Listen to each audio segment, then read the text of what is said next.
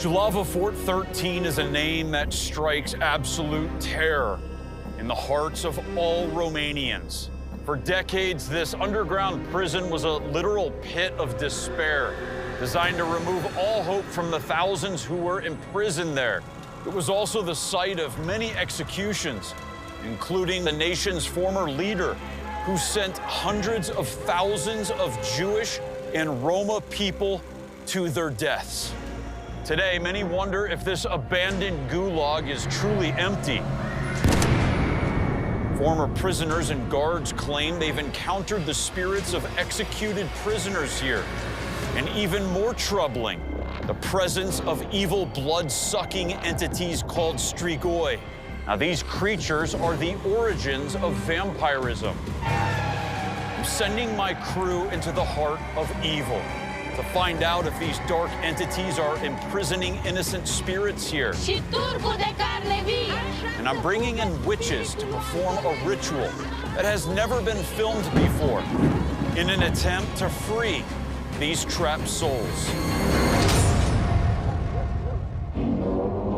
Across every ocean, It is not too secure, too safe to get there. lurking deep within the darkness, evil forces are preying upon the living. Exorcisms are on the rise in Mexico. I am sending a camera crew across the globe to document these events. I am Zach Bagans, and this is Destinations of the Damned. My crew leaves the bustling center of Bucharest on their way to Jilava Fort 13, located on the outskirts of the city. As they draw near, they receive a warning about their destination from a local couple. The man says their elders have told them the spirits of those who died at the prison still linger there. They're in the cells where they died. You can imagine how they suffered. It's haunted. It's horrible. The man claims he witnessed something disturbing near the prison while driving nearby. One night, after midnight, around 1 o'clock, I was driving on the road when suddenly a red-eyed goat jumped in front of the car. It's very terrible. The man believes the goat was actually a strigoi that came from the prison looking to feed. Strigoi are believed to be troubled spirits that have risen from the grave. They have the ability to transform into animals and feed off the blood of their victims. The most famous strigoi is Bram Stoker's Dracula. Is this man's account a chilling harbinger of things to come?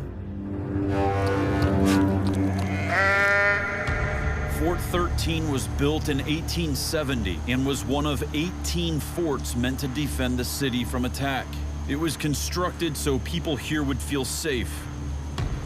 But once the fortress became outdated, it would spend most of its existence serving as a prison, a place to break, execute, and even murder those inhabiting it. Today, Fort Jilava lies abandoned. It is situated within the grounds of the contemporary Bucharest Penitentiary, where to this day some of Romania's most dangerous prisoners are held. Marian Diga is the perfect person to take us inside for the first time. He was a guard at this complex for over 25 years. This is the famous entrance of Jilava Fort 13. Here was the prison intake, where they were strip searched and identified.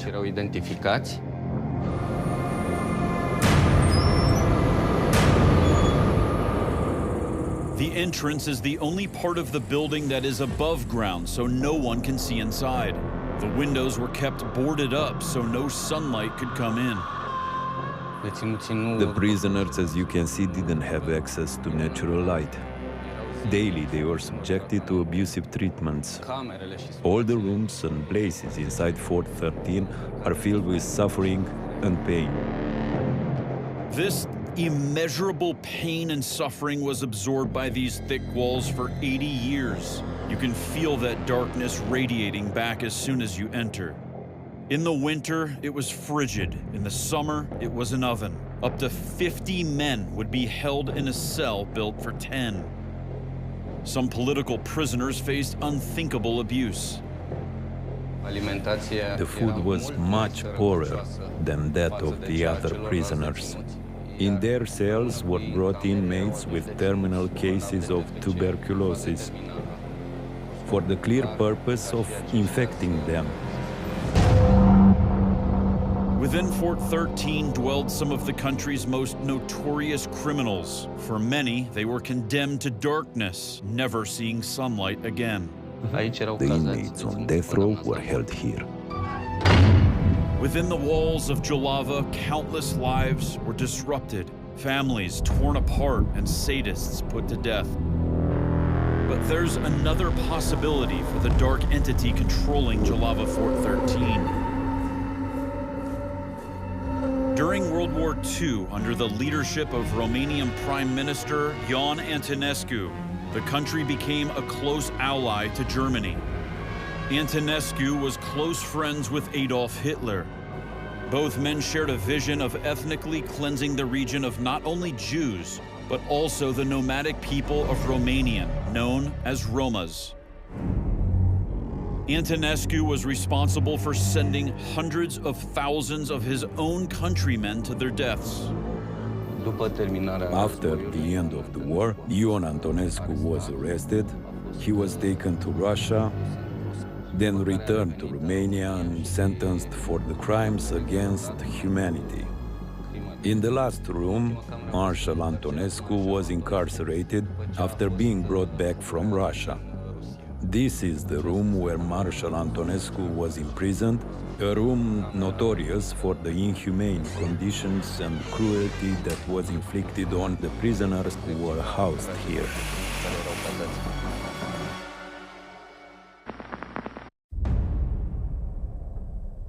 Back at the entrance of the fort, former inmate Nicolina Moica, who goes by Nina, has arrived. Nina was sent to Jilava as a political prisoner when she was just 16 years old. Inside the prison's dark corridors, Nina relives the nightmare of her imprisonment here by the Soviets. This is the horror room. I'm not going in. They used to lift the beds during the day to keep us from sitting. We had to stand all day. We were tormented as much as possible. All the guards at Fort Jilava, of course, had orders to be severe with us. They were cruel.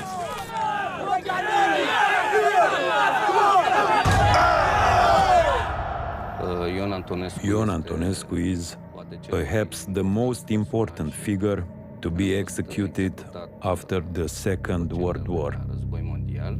We were able to locate this chilling footage of Ion Antonescu being marched out of Jilava 13 to his execution on June 1st, 1946.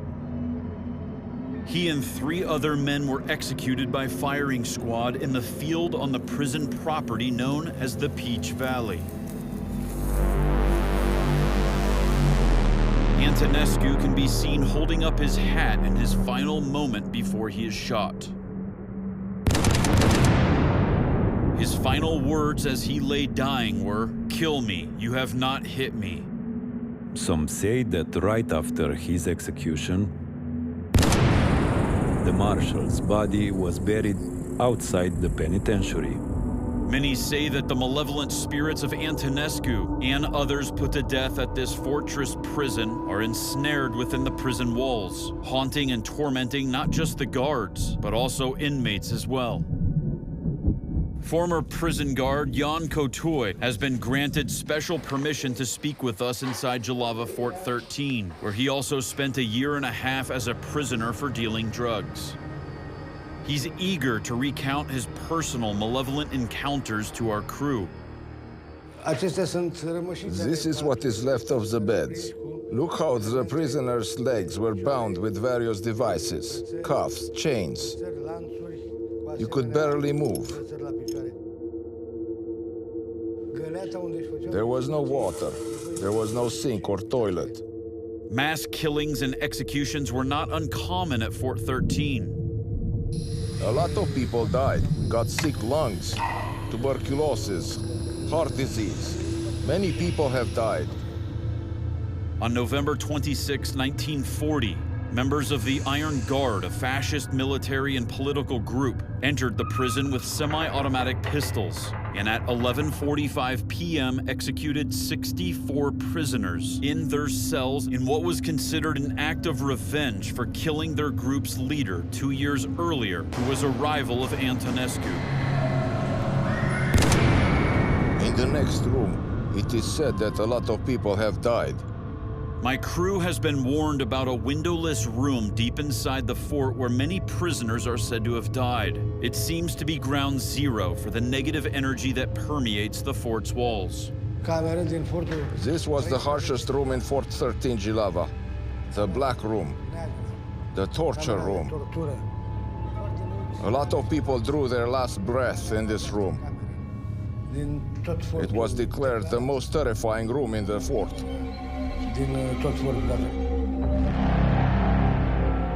All the inmates, they all whined that in the night they met such phenomena. Red-eyed goats, snakes, dragons, as in fairy tales. The souls of people who died tortured here, they are looking for their home, their place. They don't fit in. They seek those who tortured them. He tells us that one night, around 2 a.m., he got up and walked towards the door of his cell when a red-eyed animal came running at him. It had red eyes. It was charging with its horns toward me. I was walking in this direction and it was charging toward me. And then I got frightened and I turned back. It made me lose my courage, and I never thought I would come back here. This terrifying red-eyed animal sounds just like the one these locals warned my crew about. Kotoy believes it's the spirit of Antonescu that is manifesting in the form of a strigoi. Antonescu, yes. General Antonescu was coming, and I saw a goat with red eyes coming.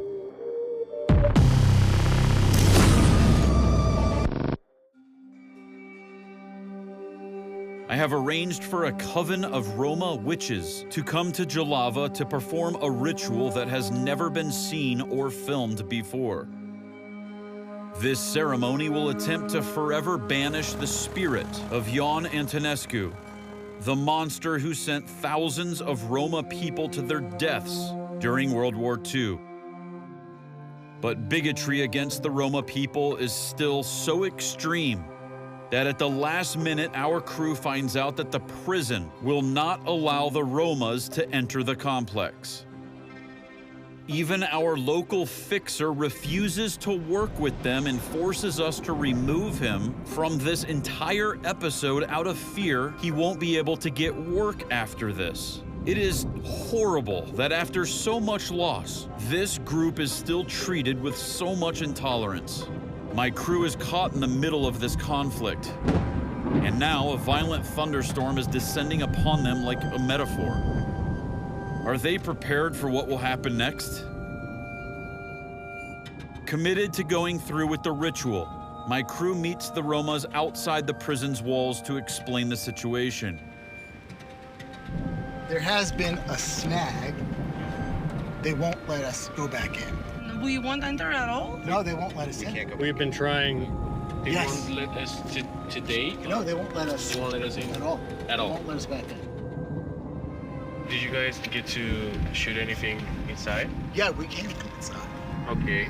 Dar de ce nu ne mai lasă să intrăm? They are a bit confused. You didn't set up with them like No, from trust the me, very... we tried. This was not the plan. Yeah. This was not the plan. We wanted to get you inside. Welcome to Romania. We have learned that the remains of those executed here were often buried or scattered in a field right outside the prison's walls. And it's believed the cremated remains of Jan Antonescu, who these witches have such a strong hatred for, are there as well. We'll go together and try to find that place where that is. Okay. Yeah. The grandfather of one of my producers was imprisoned in Nazi Germany's infamous Buchenwald concentration camp. He can relate to the Roma's disdain for the former Nazi ally. My grandfather was in Buchenwald. I understand. Yeah. My crew prepares to walk with the Roma witches to a field near Fort 13, just outside the prison walls, believed to be the area where the remains of the executed now lie. As the thunderstorm intensifies, the coven begins their sacred ritual.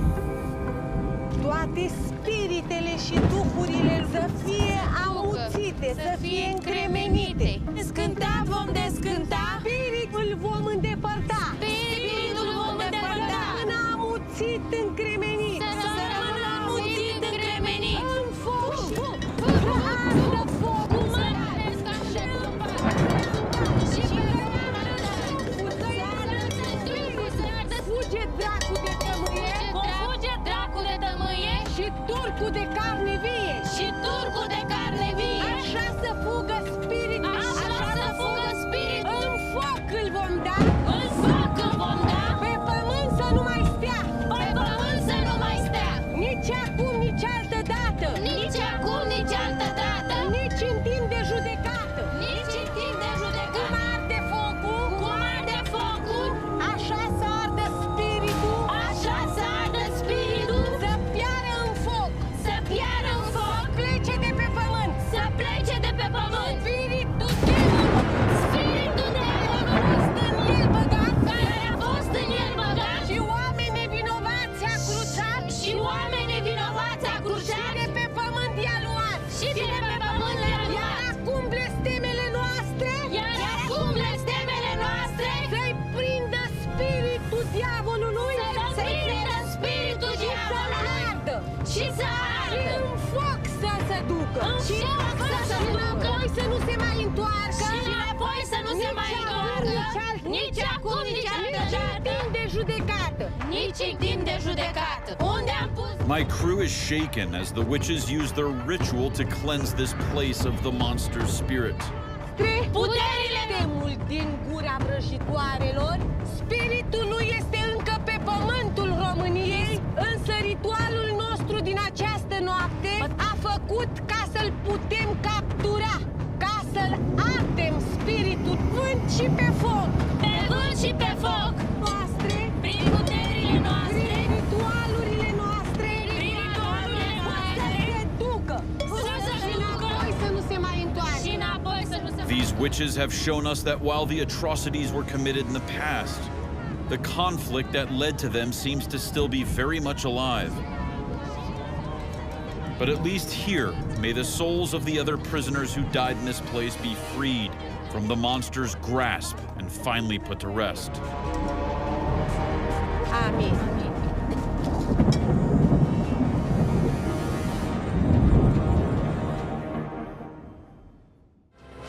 Up next, we brave an abandoned sanatorium, possessed by an entity so dangerous, it may be driving people to commit murder.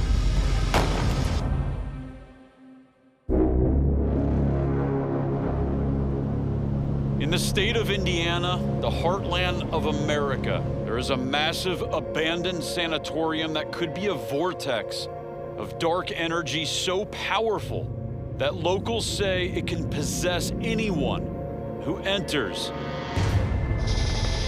Could it even get them to kill? Over the years, thousands of people died here from tuberculosis, but the deaths didn't stop there. After it was converted into a psychiatric hospital, it was the site of numerous unexplained deaths, culminating in the mysterious murder-suicide of 2 workers in 2009. My film crew is heading to this dangerous place to find out if an evil presence caused these violent deaths. And if that presence is still there today, attacking the living. We begin documenting the claims surrounding the sanatorium by first digging into its history. What could have caused this place to become home to such a powerful and deadly entity?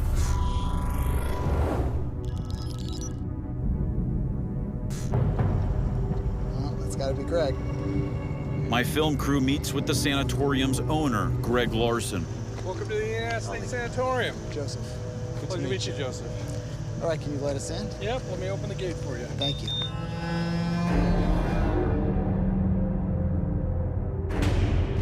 The Indiana State Sanatorium is massive, foreboding, and haunted. Its history is among the darkest I've ever seen in America. The Indiana State Sanatorium got its start as a tuberculosis hospital. Thousands died here from a plague that ate away at its victims from the inside. Hundreds are still buried on these grounds. After the plague passed, the facility transformed into a psychiatric asylum and healthcare facility. But a dark seed was already growing, watered by the thousands who died here under extreme conditions. We have to ask if the psychiatric patients here were all suffering from disorders, or could some of them have been the victims of possession, and who brought in powerful entities capable of infesting these buildings and possibly even causing murders? When the sanatorium first opened in 1907, 80% of new patients there died within the first year. This horrible mortality rate continued for the next decade. This was the hallway to the men's ward of the tuberculosis hospital. Many thought tuberculosis was a plague sent by God or the devil. But scientists discovered it was a deadly airborne infection. Some patients died within weeks. Others struggled for years before succumbing. Many, lucky enough to survive, were left debilitated for life. The general day early in the TB history was the patients were not ambulatory. By the time they came to the Indiana State Sanatorium, they would spend all day in bed. They would be in a room with one other patient. But by the 1940s, antibiotics and vaccines mostly eradicated the illness in the U.S. This facility finally closed its doors in 1969 and remained vacant for nearly a decade. But in 1977, it reopened as a psychiatric care facility and eventually a nursing home. Beds are still in each of the rooms. It was a co-ed facility. They had men and women in here. The highest floors were men only, and it was for violent men. And they put them up on the 5th floor, so when they started fires, which they started frequently, it wouldn't fill the building with smoke. Over the subsequent years, patients here died mysteriously. From 2002 to 2006, 4 patients unexplainably escaped and died outside the sanatorium's walls. Some claim they were running from evil forces that were possessing them from within the asylum. Here we're coming into what was a 200-bed psychiatric hospital. A larger than expected number of psychiatric patients died while they were here. A gentleman escaped and got his foot caught in a beaver dam, and he spent a couple days in the river before they found him. They think he was alive for most of that time. The facility was even placed on probation by the state, alleging that the residents' health and safety were in immediate jeopardy. It's difficult to determine what these patients were fleeing from, the disturbing thoughts in their heads or the horrifying dark forces that may have been at work inside the asylum's walls. In 2011, the facility abruptly closed its doors for good. The staff left behind patients' files and even their personal belongings. It's as if the workers fled the facility in fear. Along with meeting Greg Larson, my film crew is also meeting with Addie Gaddis, the caretaker of this massive property. So this is pretty much what the whole building looked like when we first got it. There's paperwork, and there's actually still like checks. It almost looked as if everyone walked out for the day, like they'd be back in the morning.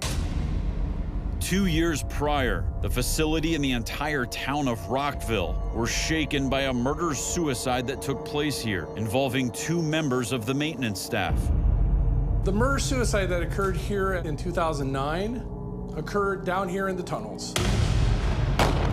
The official story, according to police, is that 27-year-old Ryan Clark had murdered his childhood friend and coworker, 30-year-old Kenneth Godfrey, in the basement of the administration building, then took his own life beneath the furnaces in the maintenance building. There are several stories as to why the murder-suicide occurred. The most common is that one of the employees the victim had received a 50-cent an hour raise that the murderer thought he should have gotten, and to take his revenge, he brought his friend down here and shot him. Whatever the cause was, the murder occurred here. The victim was shot in the chest, bled out here. The people in the facility heard the gunshots and immediately called the police, and the murderer moved over to the power plant where he shot himself. The murderer came down here once he got back to his workstation after killing his friend. He shot himself, and my understanding is he died right here at the bottom of the stairs. Could this murder-suicide have been caused by a darker influence? A malevolent entity that has been preying on psychotic patients and staff for decades? The first theory is that Ryan killed his friend Kenny in a dispute over money. But that doesn't make sense to Ryan's childhood friend and even to some investigators. My name is Jacob Brown, a long time, since children, before school age, friends with Ryan Clark. And then in around 15, I believe, is when I finally met Kenny, when I got my first car. I bought it off him. And then I said I wasn't working here anymore at that point in time. And I got home from my new job to find out that Ryan and Kenny were both dead and that Ryan had killed Kenny. Nothing about it makes any sense. You know, that guy had babies. Ryan would have never killed Kenny. Oh, no. It is shocking to me that Ryan's best friend finds it impossible that he could have done something like this. And Jake has an alternate theory for what really happened. He thinks both of them were murdered. Jake thinks a relative of someone connected to the facility may have been owed money by Ryan. Ryan had some brush-ins with him as far as some weed, maybe a gun or two here and there. And he claims that Ryan told him once that if anything ever happened to him, it was that individual who was behind it. That's good enough for me. I still have yet to do my murder-suicide at work. You know what I mean? So I'm guessing this probably had something to do with that, one way or another. He adds that Ryan was about to start his own heating and air conditioning business, and he believes Kenneth was going to join him. He did have aspirations on leaving, which is great, because they've been here long enough, you know. But Kenny was going to go with him, doing the same thing. There wouldn't have been no argument. This raises the question of why Ryan would be upset over Kenneth getting a raise when they were both about to leave to start their own company. The town's sheriff was also familiar with Ryan and concurs that he didn't seem like the type of person who would do something like this. So you responded to the call from the sanatorium? Yes, an employee found a deceased person in the maintenance area. We found Ryan first, and he had the shotgun underneath him. He was laying on top of it. We cleared the building for the other employees and found Kenny across the parking lot.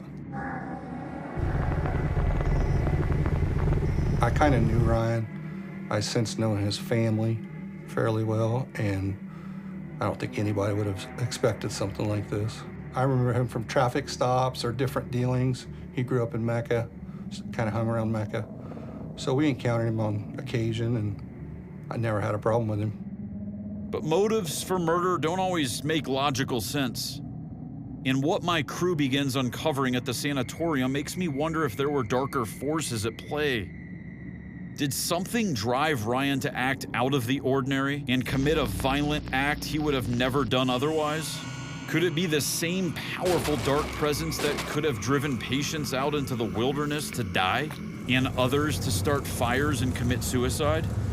Addie, the site manager, discovered disturbing letters written by past patients that are possible clues that we may be dealing with a dangerous entity that is affecting people, causing them to want to take their own lives, and that there is a darkness here that makes them want to do that. During the cleanup, we found all kinds of personal items, ranging from photo albums, clothes, and actually letters that they wrote to their loved ones that hadn't got sent yet. Do you have any of these? I do have some. I've been very depressed, sad for 4 days, and I hear voice and having dreams. I just want to kill myself. I just don't know what to do because I'm going crazy over this. Are these letters proof that there is something here attacking and possessing people that's demonic? Lately, there have been a string of attacks on the living, as if the entity here has become more aggressive and has escalated from affecting people to physically attacking them. A lot of times while we were in here cleaning at the very beginning, I'd be in here by myself because most of the people had to work during the week. And I was over in the mental hospital section, and I was cleaning one of the day rooms. I was having game pieces thrown at me, doors were slamming. And then I started walking out the hallway, and I could hear someone. It started with them walking behind me, and then it was almost like a run, and I could hear like keys jingling behind me. Interestingly, Jake says that Ryan was known for always walking around with a giant set of keys, and that those keys are now missing. He always had a monster ring of keys, 50, 60 keys. Always right here, always. They still haven't found them. Addie says the incident then escalated into a physical attack. I could feel something on my arm, but at the time, my hands were full and I couldn't check. And once I got back up to the main office building, I saw that I had a bite mark on my arm that was like the perfect half-circle shape. It broke the skin. The Indiana State Sanatorium is one of the darkest and most active places I've ever seen. Is there an open gate or vortex of dark energy feeding on anyone who enters? Are there demonic entities biting and scratching people to try to control them or keep them away? To help answer these questions, my crew is going to meet with Mark Anthony, a psychic medium who has worked on solving true crime cases. We want to see if he can establish any type of connection here that can give more answers about whether people are being affected here by something truly demonic. And to help us find out if a dark gate to another realm has opened, we bring in electrical engineer Gary Golka, the creator of the Mel meter and the SB7 spirit box. I've heard a lot about you. Yeah, likewise. And you know what's fascinating? We're both approaching investigation of spiritual phenomenon through electromagnetic energy. I developed the electromagnetic soul theory because I believe that spirits are pure consciousness, which is eternal electromagnetic energy, and you have developed equipment to actually detect and communicate with that electromagnetic energy. Exactly. You do it with your consciousness and your mind. I do it with technology. So I'm the biotechnology, you're the technology. We're going to combine our resources together, and hopefully we end up with something good. I think so. I'm looking forward to it. Looking forward to it, Yeah, all right. Man. All right. My name is Gary Golka. My background is in technical and engineering, electrical engineering. From that, I developed a device called a Mel meter. The platform we're going to be using tonight, I call it Radio X ITC. Spirits can communicate fluently as well as you and I. You know, there's nothing different about them. The only thing that's different is they haven't crossed over. The spirits that are located in this facility, they haven't crossed over. For whatever reasons, we don't know. We're going to find that out. I'm getting this huge surge, and I'm very susceptible to EM impulses. And I'm wondering if this area could be either a vortex or due to the limestone here. There's a lot of quartz crystal in the limestone that acts as an amplifier.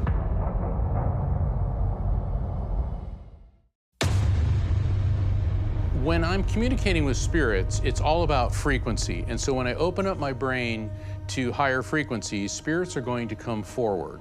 First, I'll feel their gender, then I'll get an idea of their identity, and then they'll begin to show me all types of information. I'll see things, hear things, physically experience things, know things.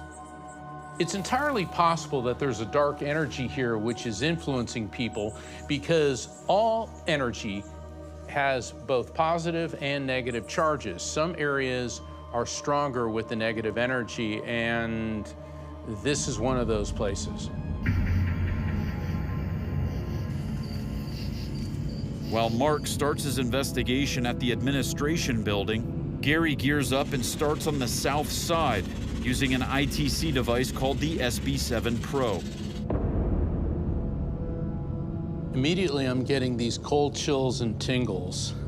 When I get cold chills and tingles like that, this means I'm connecting with either residual energy echoes, which is the trauma that occurred here, or it could be a sentient spirit. And it feels almost like torture. As Mark Anthony moves outside, oh boy, he begins to experience a deepening shift in the energy. This area in particular is very strong with negative energy.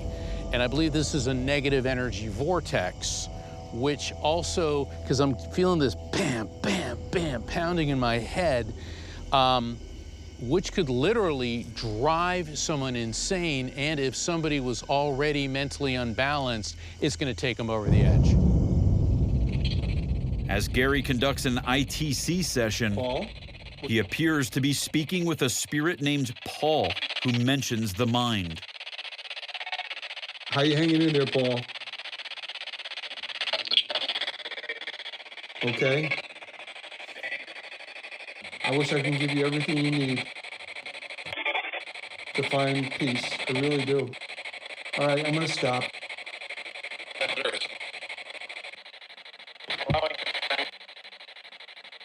I had so much help from those of you, just like yourself, that helped guide me along the way, talking to me.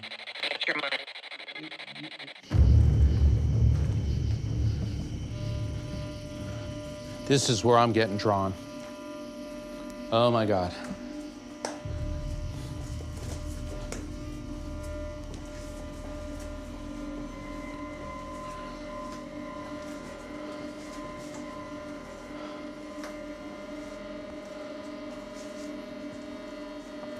Oh boy. This is it. I'm trapped, I'm trapped, I'm trapped, I'm trapped, I'm trapped, I'm trapped.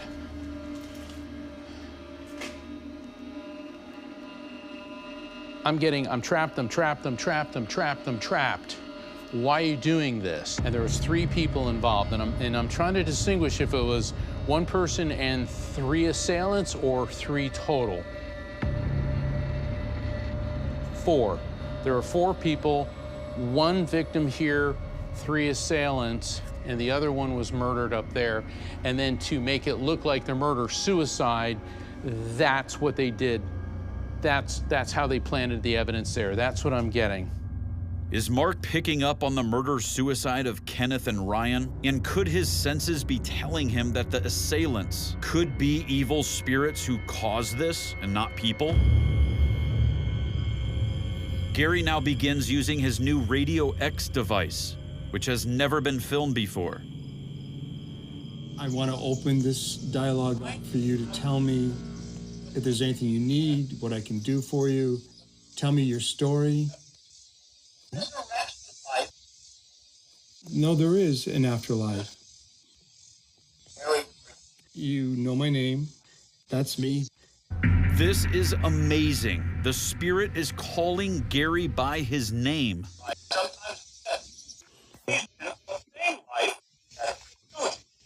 Okay, very clear. You feel that way because you haven't experienced what? There is a heaven.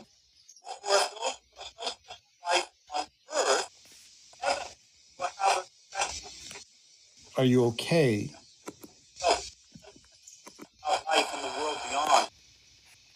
Can I ask you these questions? Okay. I'll ask, and you said that you would tell me. Okay. Okay, thank you. I appreciate you waiting. Are you aware of the murder-suicide that occurred here between Ryan and his friend? Can any of you shed any light on that?